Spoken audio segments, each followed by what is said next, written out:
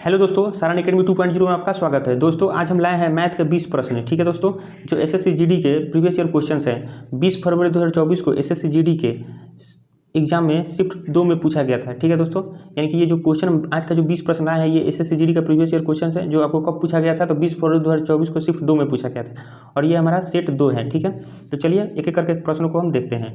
यानी question number 1 कह रहा है कि 70 सेंटीमीटर आधार की त्रिज्या और 14 सेंटीमीटर ऊंचाई वाले बेलन का वक्र पृष्ठीय क्षेत्रफल कितना है। यानी कि दोस्तों देखिए यहाँ से ये क्या है, एक बेलन है। ठीक है, ये एक बेलन है। कह रहा है कि 70 सेंटीमीटर आधार की त्रिज्या, अगर मान लेते हैं इसका आधार यानी बेस का त्रिज्या कितना दिया हुआ है 70 सेंटीमीटर और 14 सेंटीमीटर ऊंचाई, 14 सेंटीमीटर ऊंचाई यानी कि ऊंचाई कितना दिया हुआ है दोस्तों, तो ऊंचाई यानी कि यहाँ से लेकर यहाँ तक ऊंचाई कितना दिया हुआ है 14 सेंटीमीटर। तो बेलन का वक्र पृष्ठीय क्षेत्रफल, देखिए बेलन का वक्र पृष्ठीय क्षेत्रफल का फॉर्मूला होता है 2πr/h। ठीक है, इसे सॉल्व करते हैं। 2 इंटू पाई का मान होता है 22/7 और आर कितना दिया हुआ है तो 70। ठीक है, एच कितना दिया हुआ है तो 14 सेंटीमीटर। चलिए इसे सॉल्व करते हैं। यहाँ से देखिए 7 से काटेंगे, 7 दहाँ का 70। ठीक है, 22 में 2 से मल्टीप्लाई कीजिएगा तो कितना होगा 22 दूनी 44 अगुने 14 दहाँ का 140। फिर इसे आगे सॉल्व करेंगे तो 0, 14 चौका 56 का 6 हासिल 5, 14 चौका 56 और 5 कितना होता है 61, यानी कि 6160 है सेंटीमीटर स्क्वायर हुआ है, 6160 सेंटीमीटर स्क्वायर। यानी क्वेश्चन नंबर 1 का राइट आंसर क्या होगा दोस्तों, ऑप्शन नंबर सी, यानी कि बेलन का वक्र पृष्ठीय क्षेत्रफल कितना होगा 6160 सेंटीमीटर स्क्वायर। चलिए दोस्तों नेक्स्ट प्रश्न को देखते हैं। क्वेश्चन नंबर 2 है पी क्यू आर ए के बीच 8400 रुपये को क्रमशः 2/3, 3 और 1/3 के अनुपात में बांटा जाता है। आर का हिस्सा कितना है। यानी कि दोस्तों कह रहा है कि मान लीजिए कोई 3 व्यक्ति है, पी क्यू आर है और 8400 रुपये को इतना के अनुपात में बांटा जाता है, तो उसमें आर का हिस्सा पूछ रहा है। तो सबसे पहले देखिए यहाँ पर रेशियो जो दिया हुआ है यानी कि अनुपात फ्रैक्शन में दिया हुआ है, तो इसे पहले संख्या में बदलते हैं। तो सबसे पहले चलिए पी क्यू आर, ठीक है, इनका अनुपात कितना दिया हुआ है तो 2/3, यहाँ 3, तो 3 कहने का मतलब है कि यानी कि हम इसे 3/1 भी लिख सकते हैं और 1/3। ठीक है, तो देखिए जब भी फ्रैक्शन में संख्या दिया रहा है तो इसे संख्या में बदलने के लिए क्या करेंगे, इनका एलसीएम ले लेंगे। 3, 1 और 3 का, यानी कि नीचे वाले संख्याओं का एलसीएम लेंगे। तो इनका एलसीएम लीजिएगा तो कितना आएगा 3, और जो एलसीएम लेंगे वही एलसीएम को क्या करना है तीनों संख्याओं में मल्टीप्लाई करना है, यानी कि 3 से हम तीनों संख्या में क्या करेंगे मल्टीप्लाई करेंगे।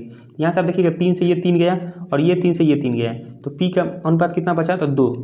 ठीक है, 3 में 3 से मल्टीप्लाई करेंगे तो कितना होगा 9 और यहाँ कितना होगा 1, यानी कि पी क्यू आर का अनुपात कितना हुआ तो 2, 9, 1। ठीक है, तो यहाँ से आप देखिएगा कुल अनुपात कितना होगा तो 2 और 9 कितना होता है 11 और 1 12, यानी कि पी क्यू आर का कुल अनुपात कितना है तो 12 है। कुल अनुपात कितना है 12 है और कुल रुपये कितने बांटना है तो 8400 बांटना है। कुल रुपये इन्हीं के बीच यानी कि 12 अनुपात के बीच कितना बांटना है तो 8400 रुपये। तो यहाँ से हम लिख सकते हैं 12 बराबर 8400, तो 1 अनुपात बराबर कितना होगा तो 12 से हम काटेंगे तो 12 7 84, यानी कि 1 अनुपात बराबर कितना होगा 700। तो पूछ रहा है कि प्रश्न पूछ रहा है कि आर का हिस्सा, तो आर का हिस्सा कितना है यानी कि 1 है, यानी कि 1 बराबर कितना होगा 700 होगा। यानी क्वेश्चन नंबर 2 का राइट आंसर क्या होगा दोस्तों, ऑप्शन नंबर डी। वहीं अगर पूछता कि क्यू का हिस्सा बताइए तो क्यू का अनुपात कितना है 9 है, तो 9 में हम 700 से मल्टीप्लाई करेंगे तो 9 7 6300 होगा। ठीक है दोस्तों, तो दोस्तों मुझे उम्मीद है कि ये प्रश्न आपको अच्छी तरह से समझ में आया होगा। चलिए नेक्स्ट प्रश्न को देखते हैं।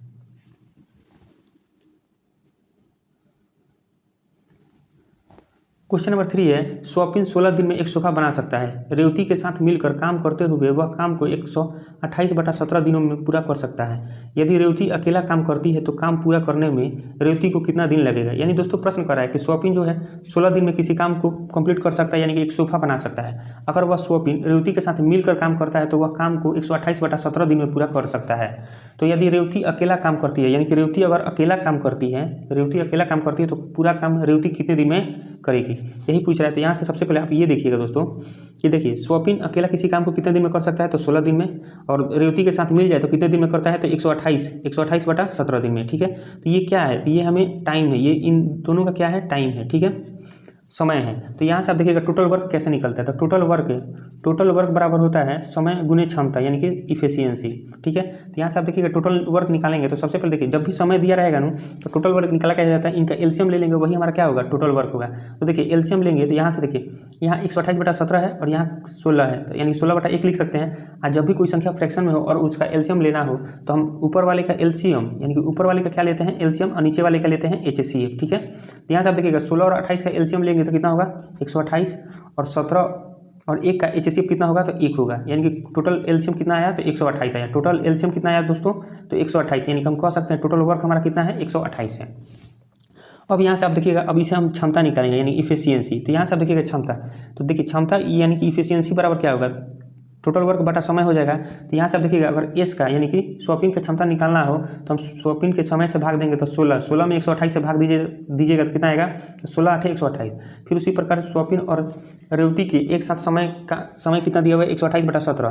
तो यानी कि यहाँ से हम अगर 128/17 से भाग करेंगे, यानी कि देखिए यहाँ से 128 है टोटल वर्क में, अगर हम उनके समय से यानी 128/17 यानी 17 ऊपर चला जाएगा तो यहाँ से काटेंगे 128 से 128 कट के यानी क्षमता कितना बचा, 17। यानी कि आप यहाँ से देख सकते हैं स्वपिन की क्षमता 8 है और स्वपिन तथा रेवती की क्षमता दोनों का मिलाकर क्षमता यहाँ 17 दिया हुआ है। तो पूछ रहा है कि काम को पूरा करने में रेवती को कितना दिन लगेगा अगर अकेला काम करती है, तो हमें अकेला रेवती का क्षमता निकालना पड़ेगा। यहाँ से देखिएगा स्वपिन की क्षमता 8 है और दोनों का मिलाकर 17 है। अगर हम 17 में से 8 घटा देते हैं, 17 में से क्या करेंगे 8 घटा देंगे तो कितना आएगा 9। तो ये 9 क्या हुआ, रेवती की क्षमता निकला और रेवती की क्षमता। तो यहाँ से आप देखिएगा टोटल वर्क है, रेवती अकेला कितना दिन करेगी, उसका फॉर्मूला क्या होता है कि टाइम बराबर क्या होगा, टोटल वर्क बटा क्षमता। और टोटल वर्क कितना है तो 128 लिखेंगे और रेवती की क्षमता कितना है तो 9 है। यानी कि रेवती द्वारा अकेला काम किया गया कितना दिन लगेगा तो 128/9 दिन लगेगा। यानी क्वेश्चन नंबर 3 का राइट आंसर क्या होगा दोस्तों, ऑप्शन नंबर डी। तो दोस्तों मुझे उम्मीद है कि ये प्रश्न आपको अच्छी तरह से समझ में आया होगा। चलिए नेक्स्ट प्रश्न को देखते हैं।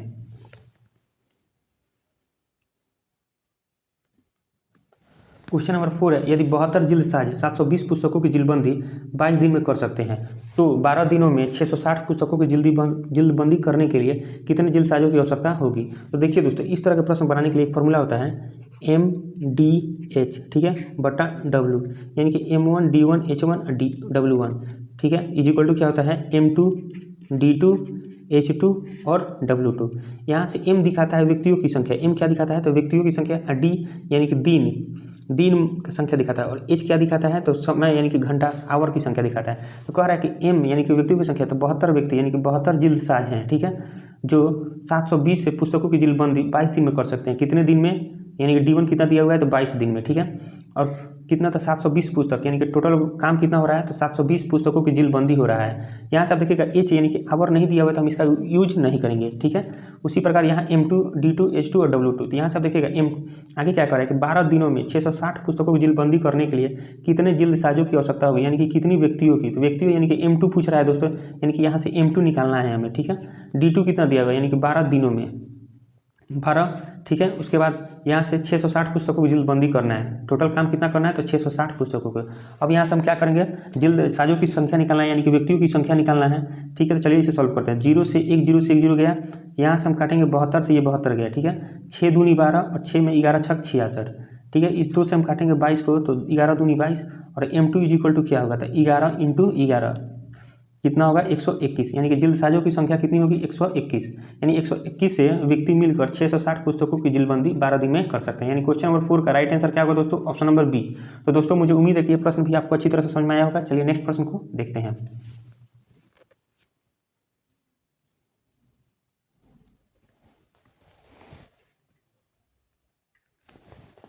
क्वेश्चन नंबर 5 है, एक व्यापारी अपने सामान को क्रय मूल्य से 50% अधिक पर अंकित करता है और 20% की छूट देता है, तो छूट देने के बाद व्यापारी को कितना प्रतिशत का लाभ होता है। यानी प्रश्न कर रहा है कि एक व्यापारी जो है अपने सामान को क्रय मूल्य से 50% अधिक पर अंकित करता है। अंकित करने का मतलब जैसे मार्केट प्राइस यानी कि जो अंकित रहता है मूल्य, अंकित मूल्य, जैसे मान लीजिए CP यानी कि क्रय मूल्य अगर मान लेते हैं 100 है तो उसका मार्केट प्राइस यानी कि अंकित मूल्य कितना होगा, 50% अधिक अंकित करता है, यानी कि 100 से 50% अधिक कितना होगा, 100 से 50% अधिक यानी कि 150 होगा। अब कह रहा है कि 20% का छूट, तो छूट हमेशा अंकित मूल्य पर ही दिया जाता है, यानी कि मार्केट प्राइस पर ही दिया जाता है। तो 20% छूट देता है यानी कि 80 में बेचता है, ठीक है। तो यहाँ से आप देखिएगा 1 0 से 1 0 1 0 से ये 1 0 गया, 15 में 8 से मल्टीप्लाई करेंगे तो 120, यानी कि क्रय मूल्य 100 था और विक्रय मूल्य कितना हुआ 120, यानी कि हमें कितना का 20 रुपये का लाभ हो रहा है। कितना का लाभ हो रहा है 20 रुपये का। तो यहाँ से करें कि छूट देने के बाद व्यापारी को कितने प्रतिशत का लाभ होता है, तो रुपये में कितने का 20 का, तो प्रतिशत निकालना है। तो यहाँ से आप देखिएगा विक्रय मूल्य कितना है तो क्रय मूल्य, यहाँ से देखिएगा क्रय मूल्य कितना है तो 100, तो क्रय मूल्य हमेशा नीचे रहता है और कुल लाभ कितना है 20, प्रतिशत निकालने के लिए हम 100 से मल्टीप्लाई करेंगे तो 2 0 से ये 2 0 गया, बचा कितना 20, यानी कि 20% का क्या हुआ लाभ हुआ। यानी क्वेश्चन नंबर 5 का राइट आंसर क्या होगा दोस्तों, ऑप्शन नंबर ए। चलिए नेक्स्ट प्रश्न को देखते हैं। क्वेश्चन नंबर 6 है 0.1 का स्क्वायर प्लस 0.01 का स्क्वायर का मान कितना होगा। तो देखिए अगर मान लीजिए हम दशमलव यहाँ पर नहीं हटा लेते हैं तो बचा 1, 1 का स्क्वायर कीजिएगा कितना होगा 1 होगा। याद रखिएगा जब भी एक अंक के बाद दशमलव है और उसका वर्ग करते हैं तो वो दुगना हो जाएगा, यानी 2 अंक के बाद दशमलव होगा। तो यानी कि यहाँ से हम लिख सकते हैं 0.01, ठीक है। अगर वही क्यूब रहता है तो 3 अंक के बाद दशमलव देते हैं, ठीक है। अब चलिए यहाँ से देखिए, यहाँ से फिर यहाँ का स्क्वायर 1 का स्क्वायर करेंगे तो 1 होगा, 2 अंक के बाद दशमलव है तो हम 4 अंक के बाद दशमलव देंगे क्योंकि यहाँ स्क्वायर है, ठीक है। तो यहाँ से 1 2 3 4 अंक हो गया, 1 0 0 0 दशमलव 0। अब इसे जोड़ना है तो यहाँ से हम जोड़ेंगे तो देखिए कैसे जोड़िएगा। यहाँ जो दशमलव है ना, दशमलव और दशमलव आमने सामने रखा जाता है। जैसे मान लीजिए 0.01 तो उसी प्रकार इसको भी रखेंगे 0.0001। इसे सॉल्व करेंगे तो कितना होगा 0.0101, यानी कि इसका आंसर कितना होगा 0.0101। यानी क्वेश्चन नंबर 6 का राइट आंसर क्या होगा दोस्तों, ऑप्शन नंबर बी। चलिए नेक्स्ट क्वेश्चन को देखते हैं।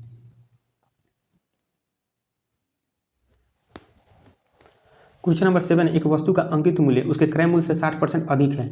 यदि उस वस्तु पर 20% की छूट दी जाती है तो लाभ प्रतिशत कितना होगा। यानी कि ऐसे ही प्रश्न आगे भी देखे थे दोस्तों। तो यहाँ से देखिएगा, आप कह रहे हैं कि एक वस्तु का क्रय मूल्य, ठीक है, कितना है 100 है, तो कह रहा है उसका अंकित मूल्य 60% अधिक है। एक वस्तु का अंकित मूल्य उसके क्रय मूल्य से 60% अधिक है, यानी कि यहाँ से हम लिखेंगे अंकित मूल्य यानी मार्केट प्राइस कितना है 160 है, यानी कि 100 से 60% अधिक यानी कि 160। अब कह रहा है कि यदि उस वस्तु पर 20% की छूट, छूट हमेशा मार्केट प्राइस पर दिया जाता है, तो 20% का छूट यानी कि 80% में बेचा है, यानी 80/100, 1 0 से ये 1 0, 1 0 से इधर 1 0 गया, ठीक है। 16 में 8 से मल्टीप्लाई करेंगे तो कितना होगा 128। तो कह रहा है कि लाभ प्रतिशत, लाभ प्रतिशत, कुल लाभ हमें 100 से 128 हुआ है, तो कुल कितने का लाभ हुआ है तो 28 का लाभ हुआ है। लाभ प्रतिशत यानी कि प्रॉफिट है, प्रतिशत बराबर क्या होता है कुल लाभ, कुल लाभ कितना है 28 बटा CP यानी क्रय मूल्य कितना है 100, प्रतिशत निकालने के लिए 100 से गुना करेंगे, 2 0 से 2 0 गया, बचा कितना 28, यानी कि 28% क्या हुआ है लाभ हुआ है। क्वेश्चन नंबर 7 का राइट आंसर क्या होगा, ऑप्शन नंबर बी। चलिए दोस्तों नेक्स्ट प्रश्न को देखते हैं। क्वेश्चन नंबर 8 है, 9,000 रुपये की राशि 80% वार्षिक दर से चक्रवृद्धि ब्याज अर्धवार्षिक रूप से संयोजित पर उधार दी जाती है।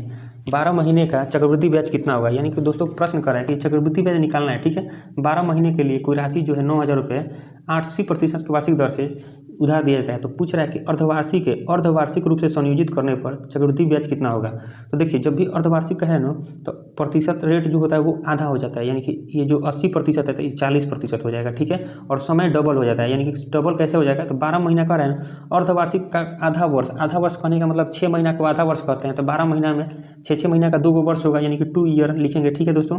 यहाँ से आप समझ लीजिए, जैसे देखिए 80% वार्षिक दर दिया गया है, 80% की वार्षिक दर दिया गया है, तो वार्षिक दर यानी कि एक वर्ष में 12 महीना होता है, तो 12 बराबर 80% दिया हुआ है। तो यहाँ से आप देखिएगा एक महीने का कितना होगा 80/12, तो 6 महीने का कितना होगा तो 80/12 गुने 6 लिख सकते हैं, तो 6 से 6 दूनी 12 और 2 से काटिएगा तो 40, यानी कि ये 40% कैसे आया था दोस्तों, अब तो समझ में आ गया होगा, ठीक है। और समय कह रहा है अर्धवार्षिक रूप से संयोजित है, तो 12 महीने का चक्रवृद्धि ब्याज पूछ रहे हैं, 12 महीना। जब अर्धवार्षिक रूप से संयोजित है यानी कि 6 महीना का वर्ष माना है तो 2 वर्ष होगा 12 महीना में। अब निकालना है ब्याज दर, तो ब्याज दर निकालने के लिए पहले देखिए इनका दर कैसे निकलेगा। अगर साधारण ब्याज पूछता है तो हम डायरेक्ट क्या करते हैं कि 40 में 2 से मल्टीप्लाई कर देते तो 80% साधारण ब्याज हो जाता है, लेकिन यहाँ चक्रवृद्धि ब्याज पूछ रहा है, तो चक्रवृद्धि ब्याज निकालने के लिए 2 वर्ष का कैसे निकालते हैं। तो देखिए क्या करेंगे 40 + 40 यानी सक्सेसिव निकाल देंगे, 40 + 40 + 40 से इंटू 40/100, ठीक है। 1 0 से ये 1 0, 1 0 से ये 1 0, इस 40 और 40 कितना होता है 80 प्लस 4 में 4 से मल्टीप्लाई कीजिए तो 16, यानी कि टोटल कितना हुआ 96% चक्रवृद्धि ब्याज हमारा निकला। अब 9,000 रुपये का निकाल देंगे यहाँ से, देखिए 9,000 है गुने 96%, यानी कि 96/100, 2 0 से ये 2 0 गया, ठीक है। अब 0 9 में 6 से मल्टीप्लाई करेंगे, 9 6 54 का 4 हासिल 5, 9 9 81 और 5 86, यानी कि 8,640 चक्रवृद्धि ब्याज हमारा कितना आया 8,640, यानी क्वेश्चन नंबर 8 का राइट आंसर क्या होगा ऑप्शन नंबर डी। तो दोस्तों मुझे उम्मीद है कि ये प्रश्न आपको अच्छी तरह से समझ में आया होगा। चलिए नेक्स्ट प्रश्न को देखते हैं।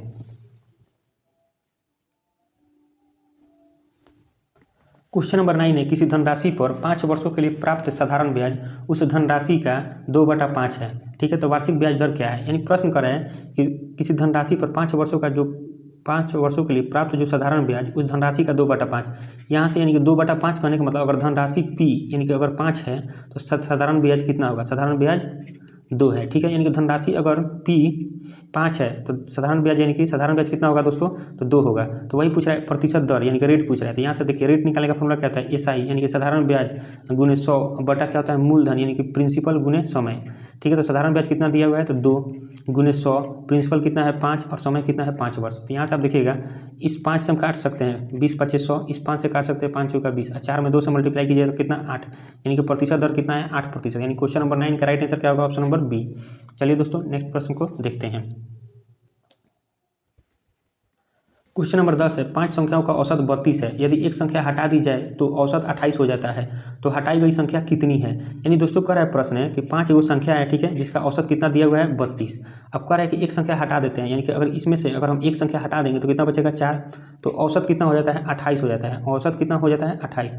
यानी कि देखिए अगर वो संख्या जो निकला है तो हटाई गई संख्या बताएं, यानी कि जो संख्या इस 5 में से निकला है तो ये बताना है कि वो संख्या कितनी निकला है। तो अगर 32 होता तो देखिए अगर वो संख्या 32 से निकलता तो औसत पर कोई परिवर्तन नहीं होता, लेकिन औसत यहाँ क्या हुआ है कम हो गया है। कितना कम हुआ है तो 4 कम हुआ है। तो यानी कि वो ज़्यादा लेकर निकला है, तो कितना ज़्यादा लिया है तो देखिए 32 तो लिया ही होगा, और एक्स्ट्रा कितना लिया है वो हमें निकालना है। तो यहाँ सब देखिएगा 4 लिया है, तो औसत इन चारों में से ही लिया होगा, इन चारों में से ही ये 4 लिया है, ठीक है। औसत कम हो गया तो 4 में हम 4 से गुना करेंगे तो कितना होगा 16, तो 32 और 16 कितना होता है 48। यानी क्वेश्चन नंबर 10 का राइट आंसर क्या होगा ऑप्शन नंबर ए, यानी कि वो जो संख्या बाहर निकली है हटाई गई है जो संख्या वो कितना है 48 है।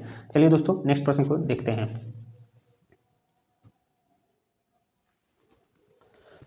क्वेश्चन नंबर 11 है, विद्यार्थियों की वह अधिकतम संख्या ज्ञात कीजिए जिनके बीच 1003 चॉकलेट और 2703 कैंडी इस प्रकार बांटी जा सकती है कि प्रत्येक विद्यार्थी को प्रत्येक चॉकलेट और कैंडी की संख्या समान मिले। यानी देखिए कह रहा है प्रश्न में कि विद्यार्थियों की वह अधिकतम संख्या, मान लीजिए अगर 10 विद्यार्थी है, ठीक है, अधिकतम संख्या कितना है 10 है, तो कह रहा है कि चॉकलेट और कैंडी की समान संख्या मिले उन्हें। ये नहीं कि मतलब कि अगर चॉकलेट और कैंडी दोनों समान मिले, यानी कि यहाँ कह रहा है कि अगर एक विद्यार्थी को 5 चॉकलेट मिलता है तो सभी को 5-5 चॉकलेट मिलना चाहिए, और एक विद्यार्थी को 7 कैंडी मिलता है तो सभी को 7-7 कैंडी मिलना चाहिए, ठीक है।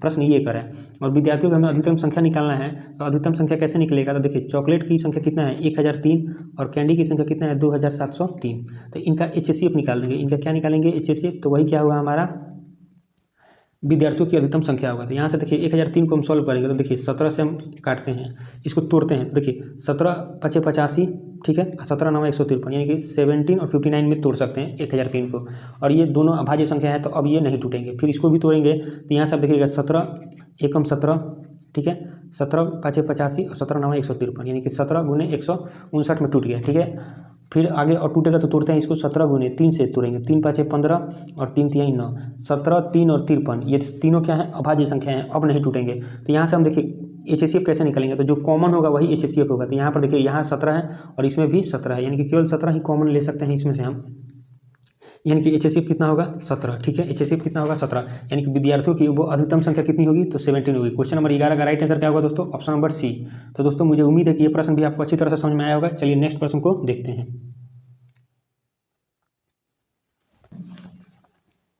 क्वेश्चन नंबर 12 है, 3 नोटबुक और 6 पेन का मूल्य 3000 रुपये है। उतना ही पैसे से एक व्यक्ति 1 नोटबुक और 12 पेन खरीद सकता है। यदि राजू 15 पेन खरीदना चाहता है तो उसे कितना भुगतान करना होगा। यानी कि दोस्तों प्रश्न कर रहा है कि 3 नोटबुक, ठीक है, 3 नोटबुक प्लस 6 पेन का मूल्य कितना दिया हुआ है 3000 रुपये दिया हुआ है। आगे कह रहा है कि उतना ही पैसे से एक व्यक्ति 1 नोटबुक और 12 पेन खरीद सकता है। यानी कि उतना ही पैसा, यानी कि 3000 रुपये में ही वह एक नोटबुक और 12 पेन खरीद सकता है। तो कह रहा है कि यदि राजू 15 पेन खरीदना चाहता है तो उसे कितना भुगतान करना होगा। अगर राजू 15 पेन खरीदना चाहता है तो 15 पी, यानी कि इसी का मूल्य निकालना है, 15 कॉलम का मूल्य निकालना है, यानी पेन का। तो एक पेन का मूल्य हमें निकालने के लिए सबसे पहले पता होना चाहिए। तो देखिए यहाँ से 3n है, तो हम n यानी कि नोटबुक को हटाने के लिए क्या करेंगे, इन नीचे वाले में सभी में 3 से मल्टीप्लाई कर देंगे। तो देखिए 3 से मल्टीप्लाई कीजिएगा, सभी में हम किससे मल्टीप्लाई करेंगे तो 3 से मल्टीप्लाई करेंगे, तो 3n हो गया, प्लस 12 3 36 पी, और फिर 3 3 9, 9000 हुआ। अब यहाँ से देखिएगा, मान लीजिए इसको समीकरण 1 मान लेते हैं, इसको समीकरण 2 मान लेते हैं, ठीक है। इसमें से यानी कि 2 में से हम 1 को घटा देंगे, या 1 में से हम 2 को घटाएंगे तो देखिए ये सभी क्या हो जाएंगे माइनस होंगे। अगर 1 में से हम 2 को घटाएंगे तो ये सभी माइनस हो जाएंगे, तो 3 में से 3 गया, यानी कि एक माइनस में और एक प्लस में कट गया। यहाँ माइनस 36 पी है और यहाँ प्लस 6 पी है, तो 36 में से 6 गया तो कितना होगा 30, यानी कि हम लिख सकते हैं माइनस 30 पी, ठीक है। 9000 में माइनस 9000 और प्लस 3000 है, तो 9000 में से 3000 गया तो माइनस 6000। यहाँ से आप देखिएगा माइनस से माइनस गया और 30 से काटेंगे तो 30 दूनी 60, यानी कि पी का वैल्यू कितना आया, तो पी का प्राइस आया 200 रुपये। पी का प्राइस कितना आया 200, तो 15 पी का मूल्य कितना होगा, तो 15 गुने पी का मूल्य कितना है 200, तो 15 दूनी 30, यानी कि 3000 रुपये। कितना होगा 3000, यानी कि 15 पेन खरीदना चाहता है तो उसे कितना भुगतान करना होगा 3000 रुपये। यानी क्वेश्चन नंबर 2 का, क्वेश्चन नंबर 12 का राइट आंसर क्या होगा दोस्तों ऑप्शन नंबर डी। चलिए नेक्स्ट क्वेश्चन को देखते हैं।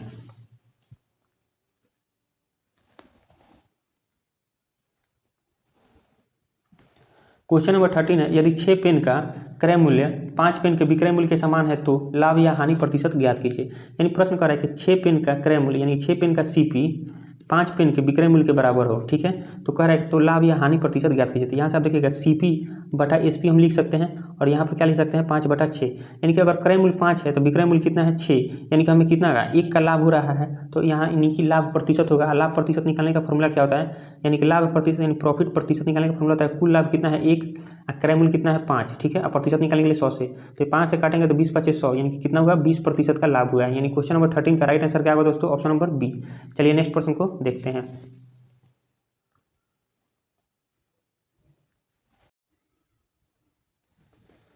क्वेश्चन नंबर 14 है 32 से पहले की सभी अभाज्य संख्याओं का औसत कितनी है। यानी कि दोस्तों कह रहा है कि 32 से पहले के सभी अभाज्य संख्याओं का औसत निकालना है। तो यहाँ से आप देखिएगा सबसे छोटी अभाज्य संख्या कौन है 2 है, ठीक है। उसके बाद है 2, 3, 5, 7, 11, 13, 19, 23, 29 और 31, ये सभी के सभी क्या है अभाज्य संख्या। तो यहाँ से हम काउंट करेंगे कि कितने हैं, तो 1, 2, 3, 4, 5, 6, 7, 8, 9, 10, ठीक है दोस्तों।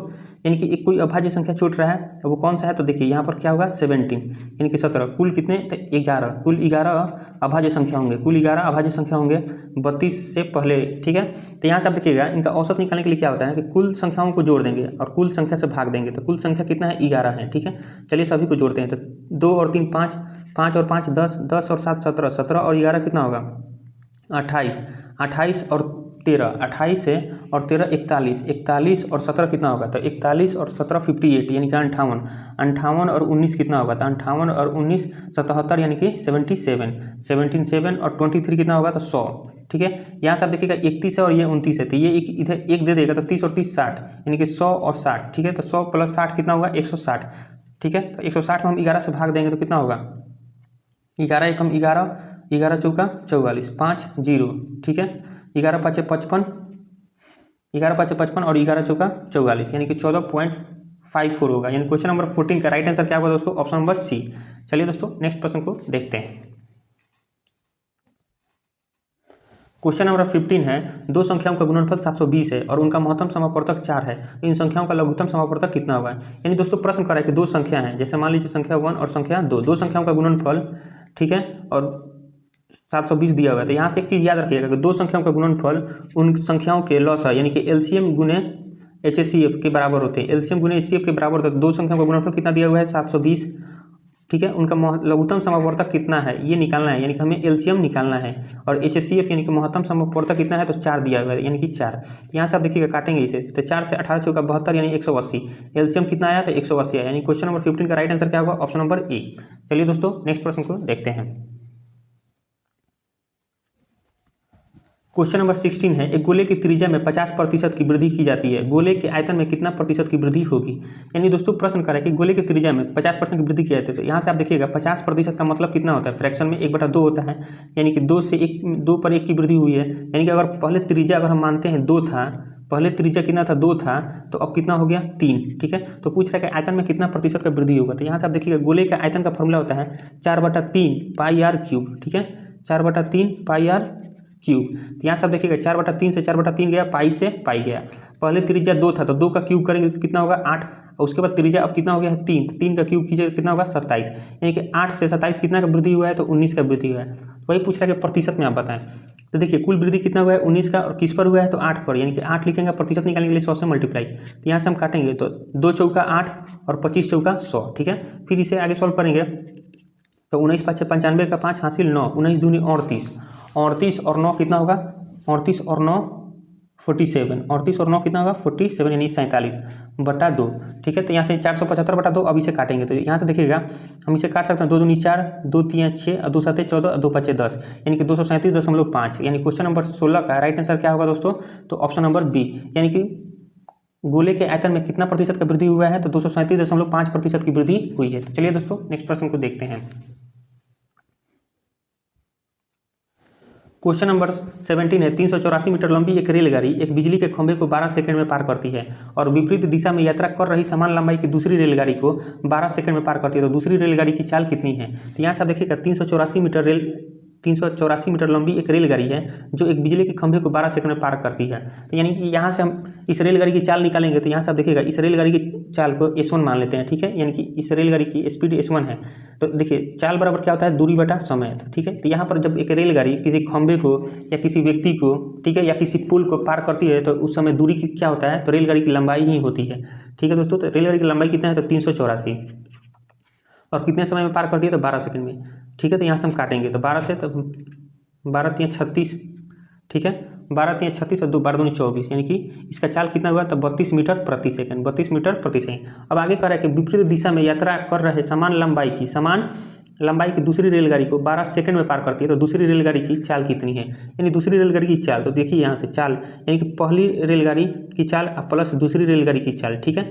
जब ये एक दूसरे को पार करती हैं तो इनके चाल बराबर क्या होता है, दूरी बटा समय, ठीक है। तो यहाँ पर देखिए दूरी क्या काउंट होगा, यहाँ पर दूरी था कि जब कोई एक रेलगाड़ी किसी खंभे को या किसी पोल को, ठीक है, या किसी व्यक्ति को अगर पार करती है तो वहाँ दूरी रेलगाड़ी की लंबाई होती है। और जब एक रेलगाड़ी किसी दूसरे रेलगाड़ी को पार करती है तो उनका क्या होता है, जब विपरीत दिशा में एक दूसरे को पार करते हैं तो उनकी दूरी जुट जाती है। तो यहाँ पर करें कि एक रेलगाड़ी की लंबाई 384 है तो दूसरी रेल समान लंबाई की है, यानी कि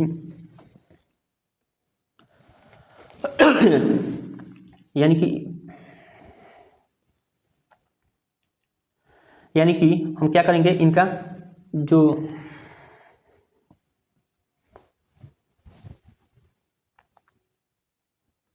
यानी कि दोनों रेलगाड़ी की लंबाई जो है समान है, तो हम क्या करेंगे, यहाँ से एक रेलगाड़ी की लंबाई 384 है तो दूसरी की क्या करेंगे, डबल कर देंगे, यानी कि दूरी कितना हो जाएगा, डबल हो जाएगा। तो 384 का डबल करेंगे तो 4 दूनी 8 और 38 में 2 से करेंगे तो 76 यानी 76, ठीक है।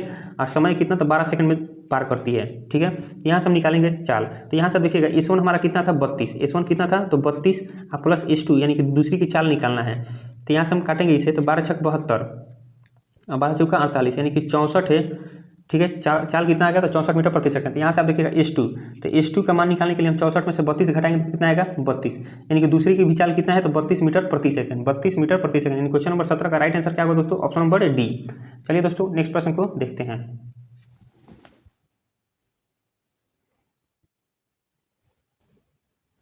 क्वेश्चन नंबर 18 है, यदि x का 45% y के 15% के बराबर है तो x से रेशियो y का मान कितना है। यानी प्रश्न कर रहा है दोस्तों कि x का 45%, ठीक है, तो यानी कि 45/100 y के 15% के बराबर है, यानी कि 15 बटा यहाँ 100, 2 जीरो से ये 2 जीरो गया, ठीक है। अब यहाँ से हम काट सकते हैं 15 से, 15 तिया 45, यहाँ से आप देखिएगा x बटा y इज इक्वल टू कितना होगा, 1/3, यानी कि x और y का रेशियो कितना होगा, तो 1:3, 1:3 होगा, ठीक है दोस्तों। यानी क्वेश्चन नंबर 18 का राइट आंसर क्या होगा दोस्तों, तो ऑप्शन नंबर ए। चलिए दोस्तों नेक्स्ट प्रश्न को देखते हैं।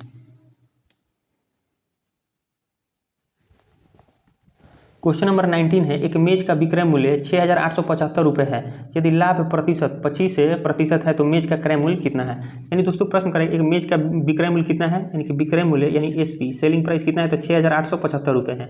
यदि लाभ प्रतिशत 25% है तो मेज का क्रय मूल्य कितना है। यहाँ से आप देखिएगा लाभ कितना है, 25%, और लाभ हमेशा विक्रय मूल्य यानी कि लाभ विक्रय मूल्य में शामिल होता है। जैसे मान लीजिए अगर हम CP मानते हैं 100 है, ठीक है, तो विक्रय मूल्य कितना होगा, तो 100, लाभ 25 का हुआ है यानी कि 125%, ठीक है। अगर CP 100 है तो लाभ 25 का हुआ है, यानी 25% का क्या हो रहा है, लाभ है, 25% का लाभ हो रहा है, तो यानी 125, तो विक्रय मूल्य कितना हुआ, 125, यानी विक्रय मूल्य में लाभ शामिल होता है। तो यहाँ से हम लिख सकते हैं कि 125 बराबर 6,875, तो 1% बराबर क्या होगा, तो यहाँ से आप लिख सकते हैं 1% बराबर होता है 6,875 बटा 125, ठीक है। तो उसी प्रकार पूछ रहा है आगे कि 100 यानी कि क्रय मूल्य पूछना है, यानी कि मेज का क्रय मूल्य कितना है, यानी कि क्रय मूल्य कितना है, तो 100 है, तो यानी कि 100 बराबर क्या लिखेंगे, 6,875 बटा 125 गुने 100। यहाँ से हम काटेंगे इसे, तो 25 5 125 और 25 चौका 100, फिर 5 से काटेंगे तो 5 एकम 5, 5 3 15 और 5 7 35, 5 5 25, यानी 1375।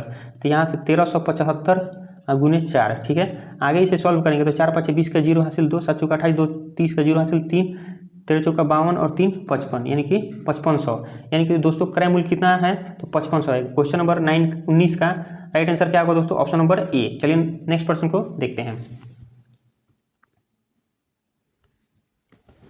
क्वेश्चन नंबर 20 है कि किसी संख्या के 20% का 25% 250 के बराबर है, तो उस संख्या का 35% कितना है। यानी प्रश्न कर रहा है कि कोई संख्या मान लीजिए x है, ठीक है, इसका 20% का 25% कितना दिया हुआ है, तो 250 दिया हुआ है। तो पूछ रहा है कि संख्या का 35% कितना है। तो यहाँ से आप देखिएगा, इस काट सकते हैं 20 5 100, 5 से काटेंगे तो 5 5 25, फिर 5 से काटेंगे तो 20 5 100, तो x इक्वल टू कितना होगा 250 गुने 20, ठीक है। हमें 35% निकालना है किसका, संख्या का। तो यहाँ से हम 35% यानी 35/100 लिख सकते हैं। 1 0 से 1 0, यहाँ से 1 0 से 1 0, ठीक है दोस्तों। अब इसे सॉल्व करेंगे तो 25 में 2 से करेंगे तो 25 दूनी 50 गुने 35, ठीक है। 35 में हम 5 से मल्टीप्लाई करेंगे तो कितना होगा, 35 5 175 0 1750। यानी क्वेश्चन नंबर 20 का राइट आंसर क्या होगा दोस्तों, ऑप्शन नंबर डी। तो दोस्तों आज का हमारा 20% कंप्लीट हुआ। वीडियो पसंद आया तो वीडियो को लाइक और चैनल को सब्सक्राइब कीजिए दोस्तों। वीडियो देखने के लिए धन्यवाद।